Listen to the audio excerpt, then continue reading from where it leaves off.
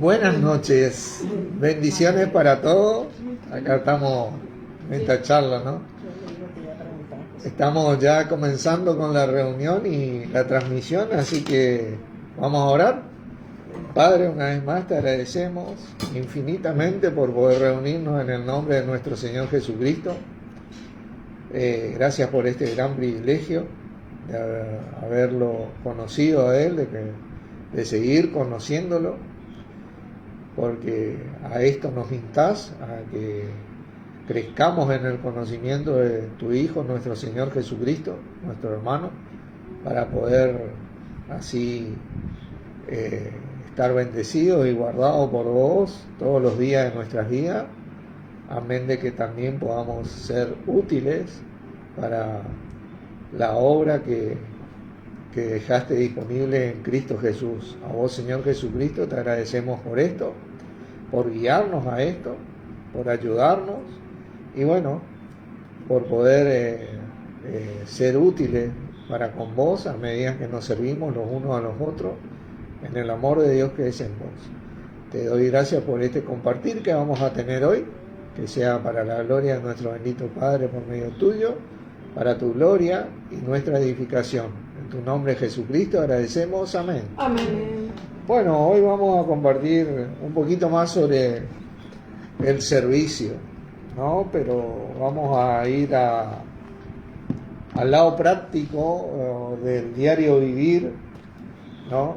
En el sentido de que está bien, servimos en las iglesias y tratamos de servir a los hermanos, pero cuando se trata de servir a Cristo,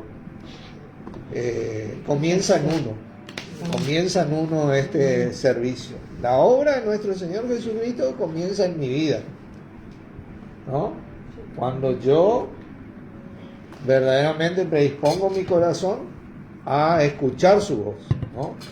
A ser manso y humilde de corazón para con Él, como Él es. Así que, si bien esta enseñanza, o mejor dicho, este compartir va a tener un paralelo en aquellos que sirven en las iglesias y el servicio que tenemos que dar en nuestras vidas, va a ser un complemento para las dos partes, ¿no? Para servir debemos aprender a ser fieles, sea que trabajemos en nuestra vida y en la iglesia, ¿no? Así que vamos a ir a este pequeño gran versículo de Lucas capítulo 16. Lucas capítulo 16.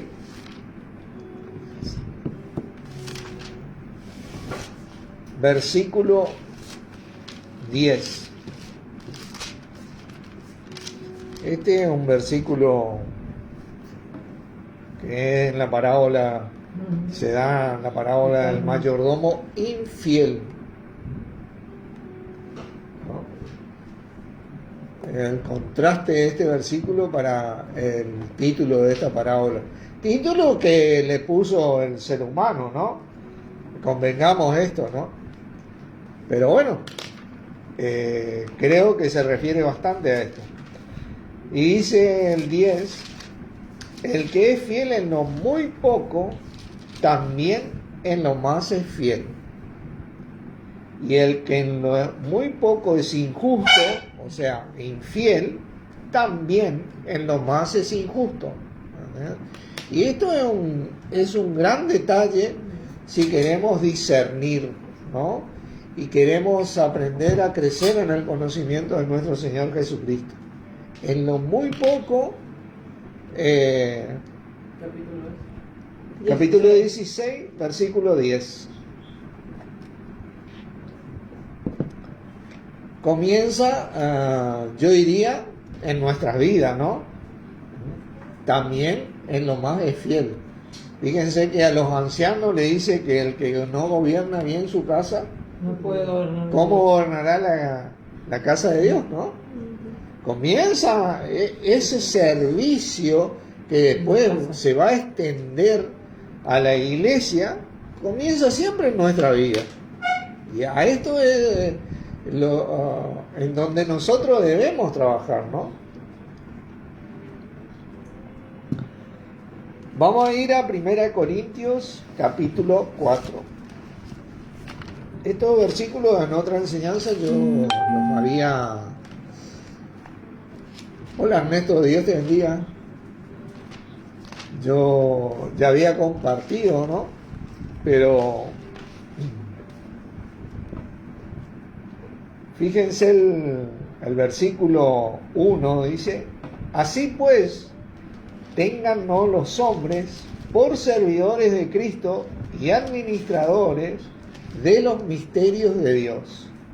Ahora bien, se requiere que los administradores, que cada uno sea hallado fiel. ¿Cómo yo puedo ser hallado fiel ante los ojos de los demás si en mi vida no reflejo esa fidelidad al Señor, ¿no? Porque en este camino cristiano, lamentablemente muchas veces nos toca conocer a personas que aparentemente en la iglesia sirven fielmente, pero en su vida son totalmente contrarios.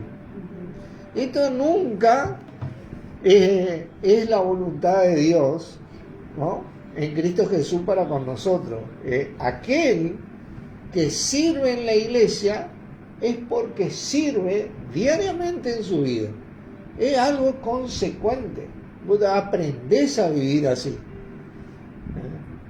Tu principal iglesia, mi principal iglesia, comienza en mi familia, ¿no? Yo que tengo familia, bueno, hay personas que no tienen familia, que son solteros. Bueno, comienza en tu vida, ¿no? Comienza en tu vida, en esos detalles de comenzar el día tal vez orando, terminar el día orando, tratar de hacer las cosas como para el Señor y no para los hombres.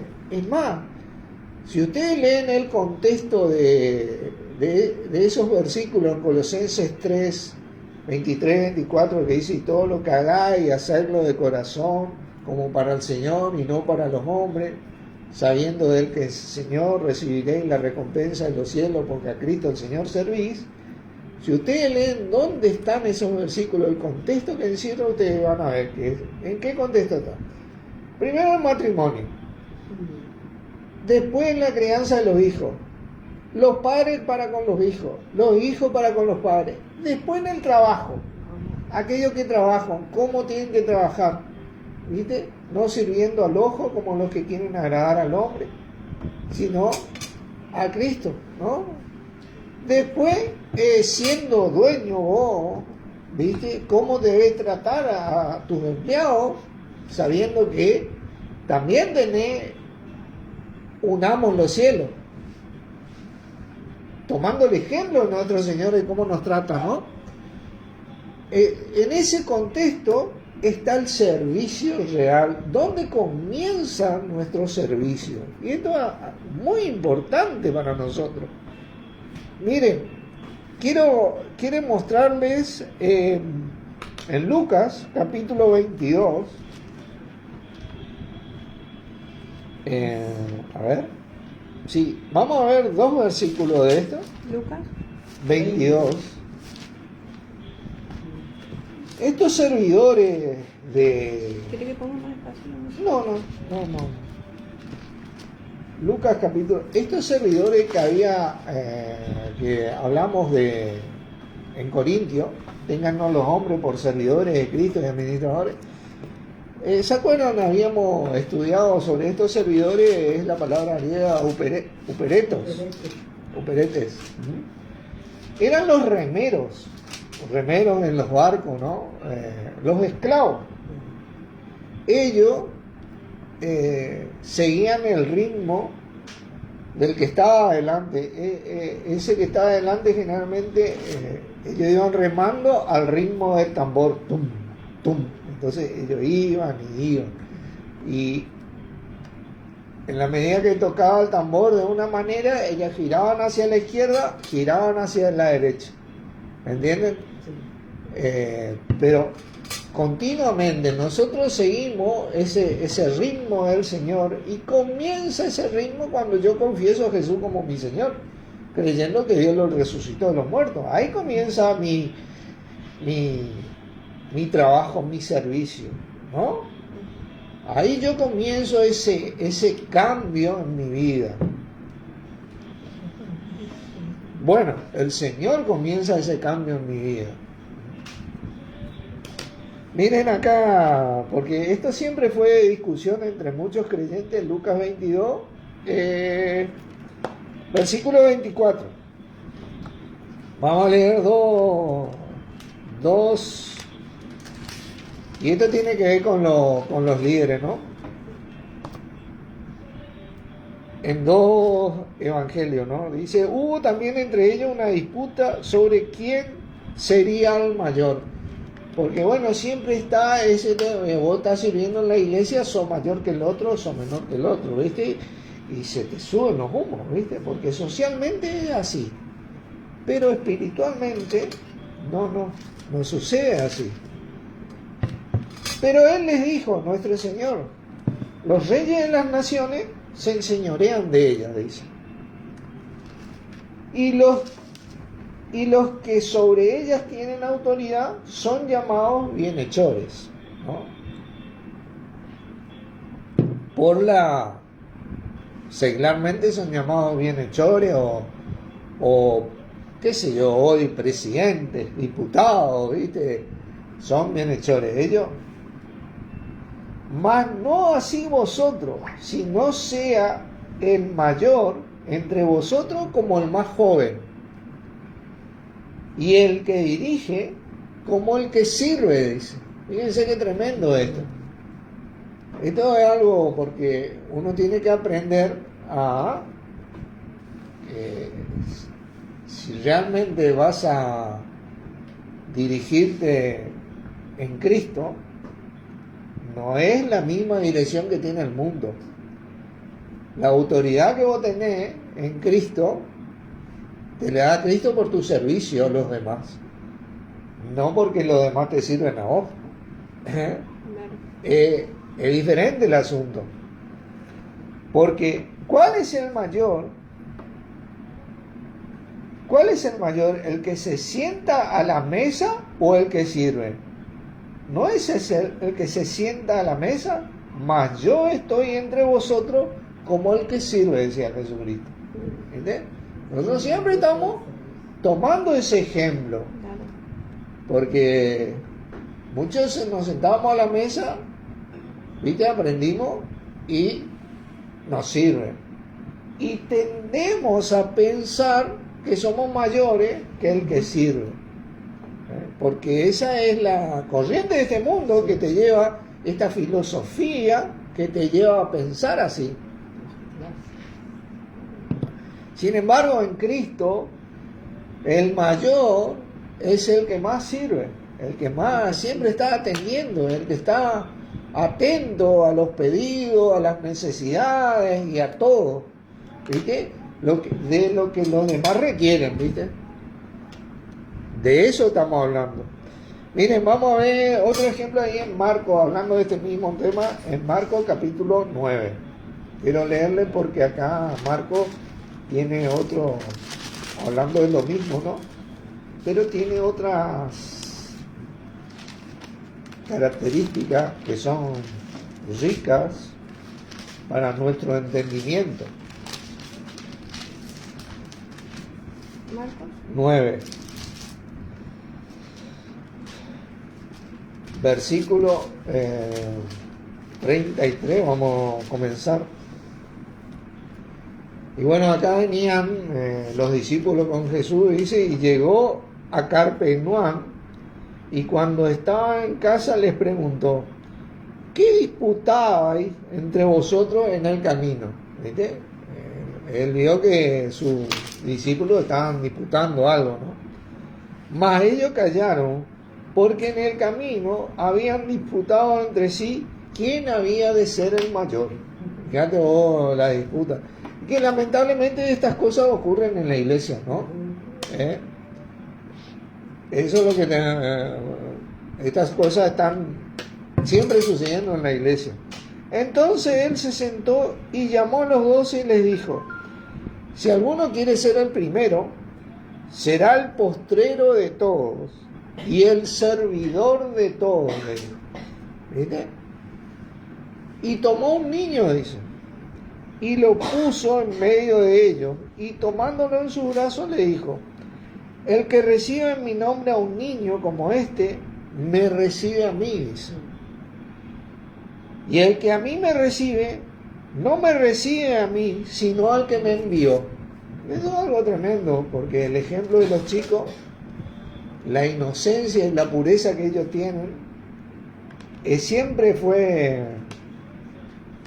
de gran frescura para aquellos que vienen de trabajar, ¿no? A veces vos venís cansado o agobiado o estás extenuado, y el solo hecho de que un chico venga y te reciba con los brazos abiertos, como que se te pasa todo, ¿viste? ¿Entendés? Ese ejemplo es el que tiene que tener el servidor, ¿no? Él tiene que ser una frescura para aquel que viene, ¿viste? Agobiado, ¿no? Es algo muy importante esto. Y quiero contarle una historia con respecto a eso. Vamos a ir a Génesis 41, ¿no? Hubo un hombre, hubieron varios hombres que fueron así, ¿no? Pero hoy le voy a hablar de José, un hijo, el hijo de Jacob, uno de las 12 tribus, ¿no? De Israel, ¿no? José fue un hijo muy amado por su padre Jacob, a quien Dios le llamó Israel después, porque él fue el padre de las 12 cabezas, o de los 12 hijos que formaron las 12 provincias de Israel, ¿no? Por eso Dios le llamó Israel a él, ¿no? Y José era muy temeroso de Dios. Es más, y claro, vino y le dijo a los hermanos en una visión que tuvo, que él había visto en la visión que sus hermanos le iban a servir a él, y los hermanos se pusieron celosos, sino que ya estaban celosos de él porque Jacob le amaba entrañablemente a José. Se pusieron más celosos. Entonces un día se fueron al campo, no recuerdo bien qué estaban haciendo, le invito a que lean la historia de José. Y los hermanos agarraron y le vendieron a José como esclavo a los egipcios. Y después fueron y le dijeron al padre que a José le había comido un león. ¿Entendés? Y todo esto tiene que ver, ¿sabe por qué? Porque es redundante, porque ellos querían ser mayor que José. ¿Viste? Que es lo que venimos hablando. Ellos querían ser mejores que José. ¿Viste? Y no podían, pero José era el que más servía y el que más instaba, entonces ellos estaban celosos, ¿no? Y pasó esto, ¿no? Algo tremendo, ¿no? Los celos y la envidia y la contienda le llevó a esto, y bueno, va José como esclavo a Egipto y le toma comienza creo que en una de esas partes un centurión, creo que es, le toma como una especie de centurión, no, porque eran egipcios, no eran romanos, como esclavo. Y viendo la sabiduría de José, le pone a cargo de toda la casa a José, directamente. Pero José tiene la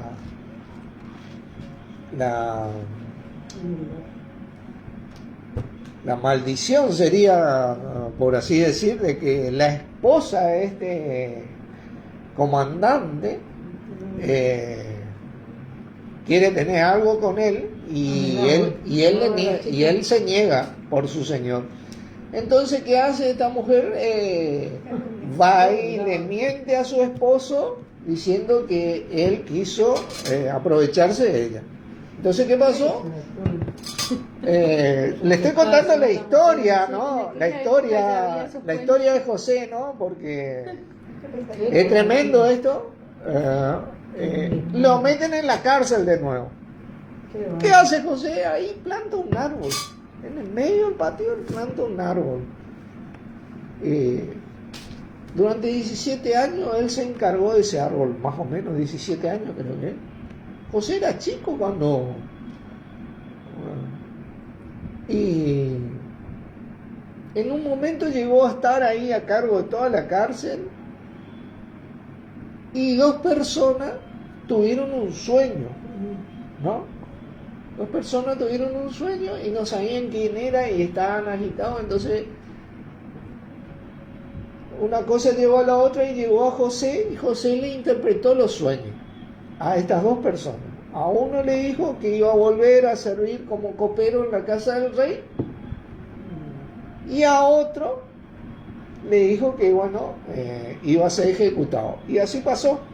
Y esto quedó así. Entonces de repente viene el rey el faraón, y tiene dos sueños. Y queda agitado en el espíritu del faraón.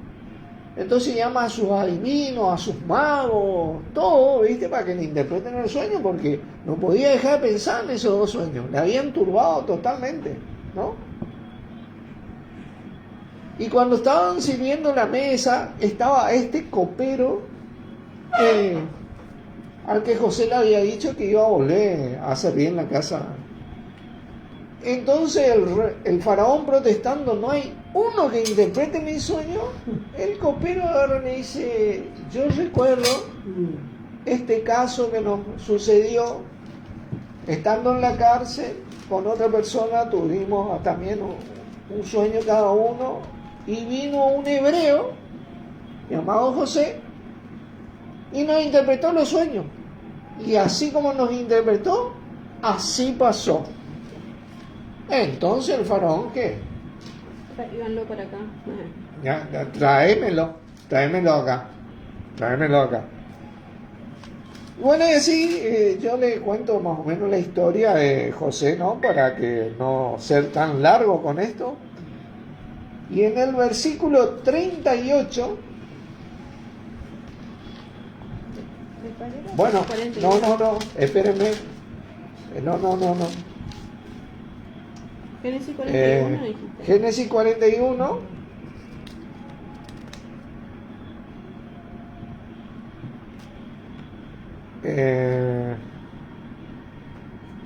En el versículo 14 dice, entonces Faraón envió y llamó a José y lo sacaron apresuradamente de la cárcel, y se afeitó y se mudó los vestidos y vino a Faraón.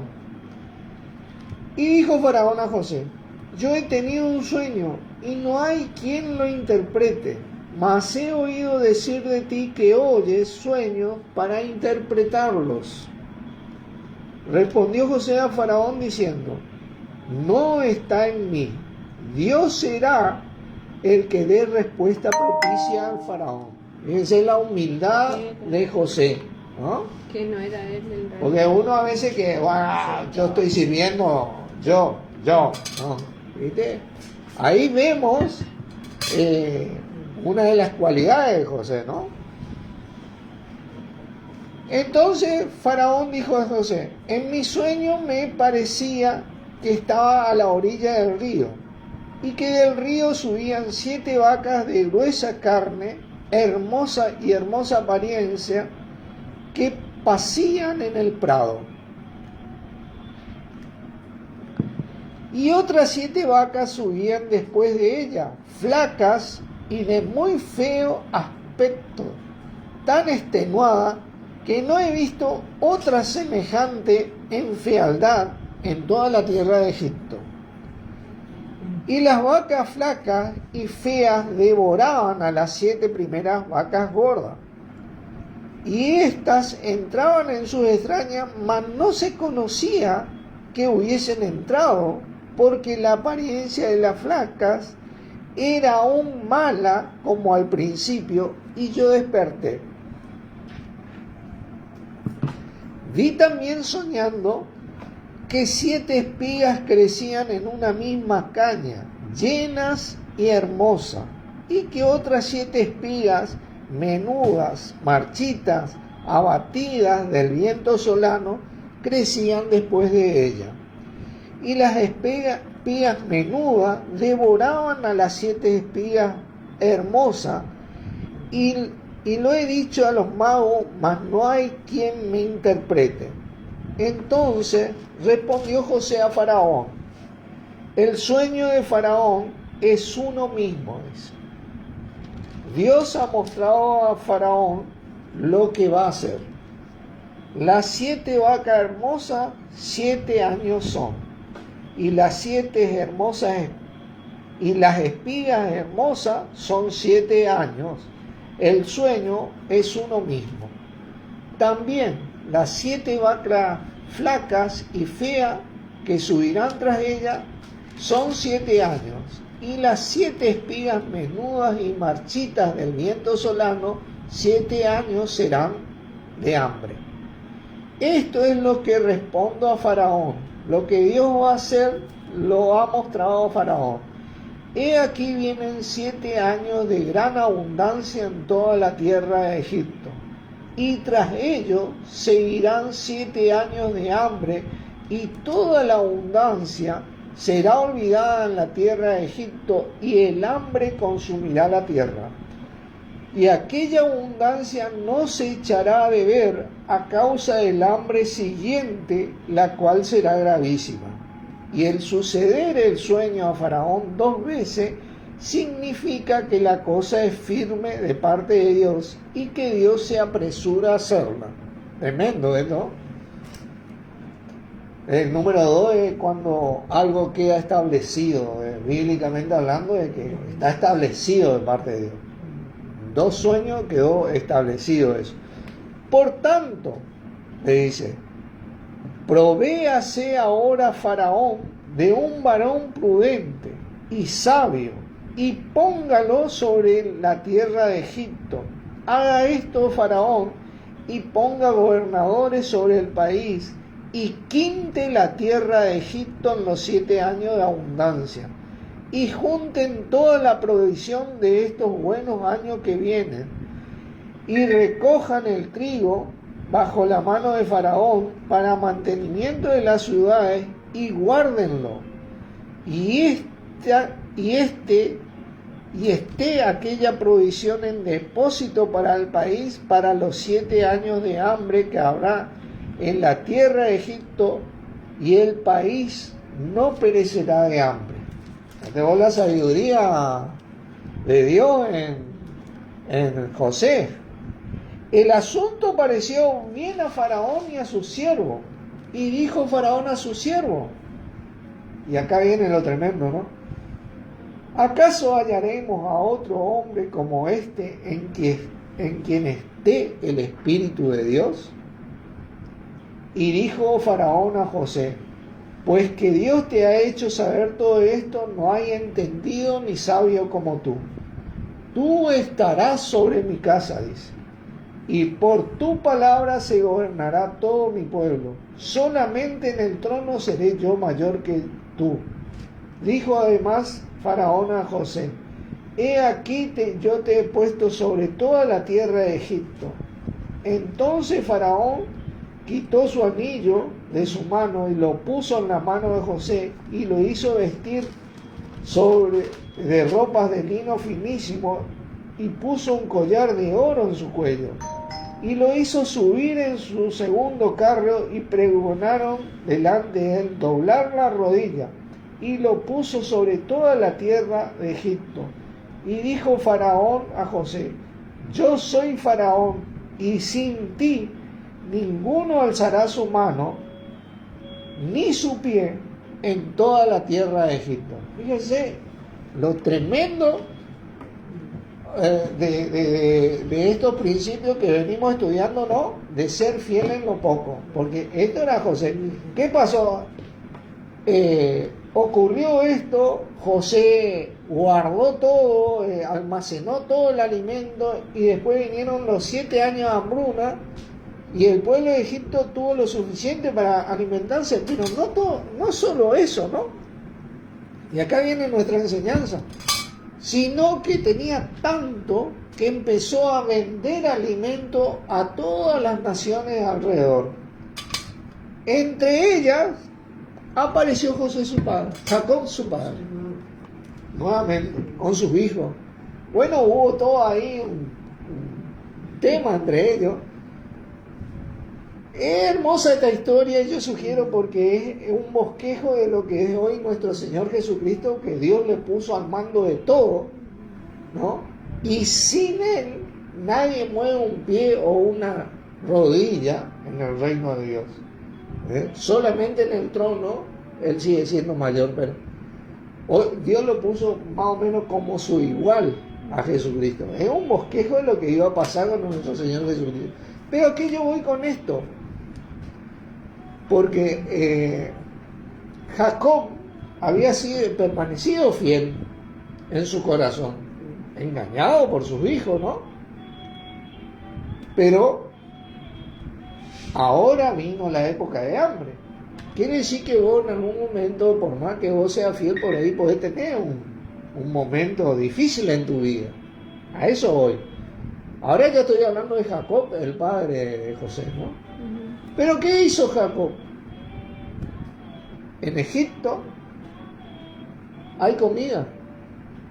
En Egipto podemos proveernos. En Egipto podemos comprar. Jacob tenía dinero, así que fue a Egipto. Cuando nosotros estamos mal, hermano, tenemos que aprender ahí al Señor, porque en Él está la abundancia.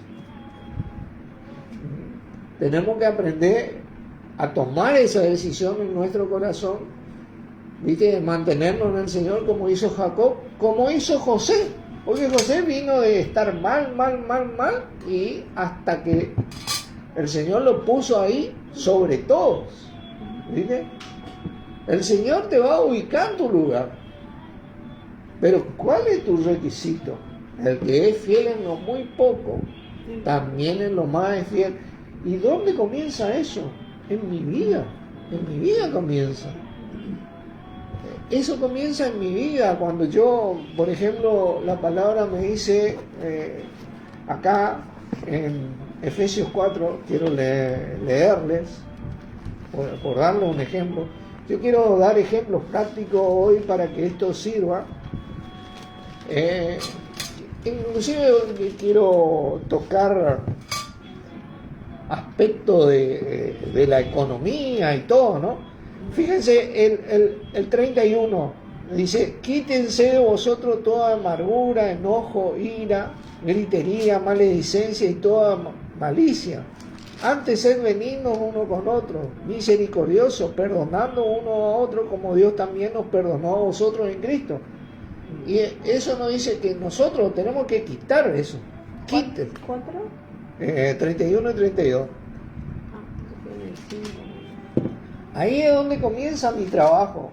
Pues yo comienzo a ser más agradecido al Señor, contento con lo que tengo, ¿viste? Contentado con lo que tenés, ¿viste? Y empezar a ministrar esos misterios de Dios en mi vida. Se requiere de los administradores que cada uno sea hallado fiel. Bueno, de esto estamos hablando, porque este es un misterio prácticamente para el ser humano. ¿A qué ser humano se le quita el enojo, la amargura, la ira, la gritería, la maledicencia, la malicia? ¿Qué? A uno que tiene el Espíritu de Dios. ¿Viste? Ahí donde vos aprendés a humillarte al Señor y aguantarte. ¿Cómo? Pero ¿cómo haces esto? ¿No? Lo primero que tenemos que detectar es que tenemos nosotros el Espíritu del Señor en nuestras vidas hoy. Quiere decir que tenemos el poder de Dios como tenía José en su momento. ¿Acaso hallaremos a otro hombre en que esté el Espíritu de Dios? en él, porque no hay sabio ni entendido. José era una persona, evidentemente, no tuvo rencor, no tuvo enojo, perdonó, amó, ¿viste? Él siguió creyendo, él se mantuvo, ¿no? Y mira que le fue mal, pobre. Entonces ahora quiero ir a Tesalonicenses. Primera Tesalonicenses capítulo 5. Esto compartí estos versículos. Este es el diario vivito del cristiano, ¿no? Primera. Tesalonicenses 5. Evidentemente esto, Primera Tesalonicenses 5, esto es algo que uno se da cuenta y está consciente de esto, porque si no, no podés manifestarlo, ¿no? Es algo que a medida que lo vivís, aprendés a manifestarlo. El versículo 16 dice: estás siempre gozoso. ¿Cómo hace esto? ¿Viste? Porque los días son malos, te dice la palabra. ¿Entendés? ¿Cómo yo puedo estar siempre gozoso? Bueno, viendo a Cristo, viendo todo lo que tengo, tratando de ser fiel en las pequeñas cosas, ¿viste? Estando agradecido, ¿viste? Viendo su palabra. Yo puedo gozarme de esto y tener la garantía. ¿Cómo no me voy a gozar si yo sé que yo estoy? Porque nosotros podemos entender, si vos sabés que te tenés que sacar un 6 para eximirte en un examen, y vos te estudiaste todo, vos estás seguro, vos ya estás gozando, porque en ese examen mínimamente te vas a sacar un 6, porque todo te estudiaste. No vas a estar nervioso. Vos sabés, bueno, tuviste que pasar ese estudio, viste, quemarte las pestañas ahí, viste, ¿no? Si sabés que tenés que hacer un trabajo y terminarlo para tal fecha, y vos hiciste el trabajo y sabés que vas a terminar para tal, vos podés estar gozoso, ¿no? Bueno, así también con el Señor, ¿entendés? Por eso podés estar gozoso. Dice: orad sin cesar. Este es un requisito infaltable. La oración del justo puede mucho. Vos tenés que aprender a tener una vida de oración. Aprender a orar, a ir al Señor en todo momento. Aunque esté bien, porque cuando estamos bien, bueno, ahí nos olvidamos, ¿viste? No, ahí más. Enseñame a administrar todo, ¿viste? Porque cuando vos estás bien, ya medio como que decía el salmista: no me des riqueza ni pobreza, no sea que me sacie y te niegue, o que siendo pobre, la fe me nombre de él. Entonces vos tenés que aprender a tener un equilibrio. Cuando está bien, ¿viste? Ser agradecido. Aprender a seguir moviéndote, seguir con esos principios, porque eso fue lo que hizo José. José volcó toda esa sabiduría que había aprendido en el Señor, por vivir en el Señor, al punto tal que nadie murió de hambre. ¿Entendés? Y vino una hambruna y se iban a morir, ¿viste? 7 años. ¿Entendés? Y se, como nunca había venido una hambruna, y se iban a morir todos. Y si ellos no eran buenos administradores, olvídate, se morían. ¿Y qué te dice después? Da gracias en todo, porque esta es la voluntad de Dios para con nosotros en Cristo Jesús. Debemos aprender a dar gracias estando bien o estando mal, ¿viste? Como dice ese versículo: el que come, para su Señor come y da gracia, y el que no come, para su Señor no come y da gracia, ¿viste? Y eso es algo muy importante. Uno tiene que aprender a vivir de esta manera. ¿Y cómo comienza esto? Bueno, en mi vida, el que es fiel en lo muy poco, te dice: bueno, empiezo a orar, empiezo a ser agradecido, empiezo a hacer más. Dice: el siervo de Dios debe ser apacible y no contencioso. Empiezo a contenerme, empiezo a ser más agradable, ¿no? Dice, no apaguéis el espíritu. ¿Cómo yo apago el espíritu? No obedeciendo, ¿entendés? Yo me guío por la carne, ¿viste? Sigo siendo contencioso, sigo siendo iracundo, sigo siendo gritón, como quien dice, todas esas cualidades que tenemos todos los seres humanos, ¿no? En esa naturaleza pecaminosa. Entonces yo apago el espíritu, ¿no? No me guío por el espíritu. ¿Hizo eso José? Evidentemente no. ¿Hizo eso nuestro Señor Jesucristo? Gloria a Dios que no hizo eso, ¿no? Porque bien, que si alguien tenía derecho a hacer eso era nuestro Señor, ¿no? Pero no hizo eso.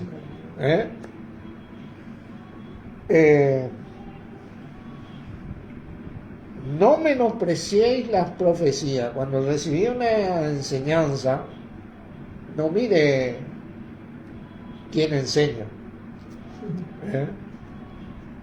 Porque nosotros tenemos esa tendencia, como dijeron los que vivían en la misma, decir, ¿no es este el hijo del carpintero? ¿Viste?